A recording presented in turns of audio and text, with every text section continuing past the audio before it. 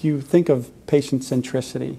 and designing a health system around the patient, we define suffering as the moment in which that patient realizes they need a healthcare provider or service. So the minute they pick up that phone to make that first phone call, all the way through the continuum of care to the best possible clinical outcome.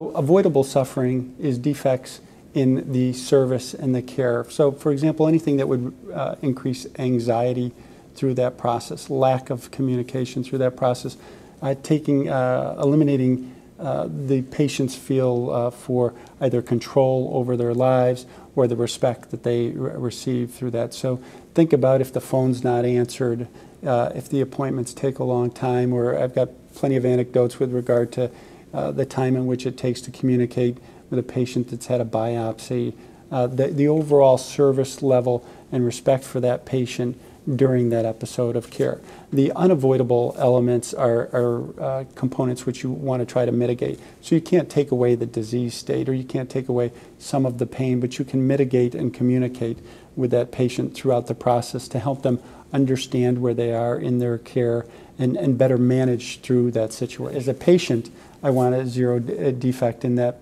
in my care, and so I think that should be our target and our goal as an industry.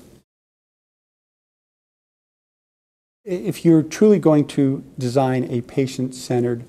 organization and a culture around the patient, it's critical that you collect information and give every patient an opportunity to have their voice heard. We do that through our census-based surveying program, so literally every patient gets an opportunity to respond to about their care experience. And then it's also critical to collect data from your employees, physicians, and clinicians so that you understand what they're going through, because organizations that are truly patient-centered, their employees are engaged and part of that culture and part of that noble mission of reducing suffering across the continuum of care.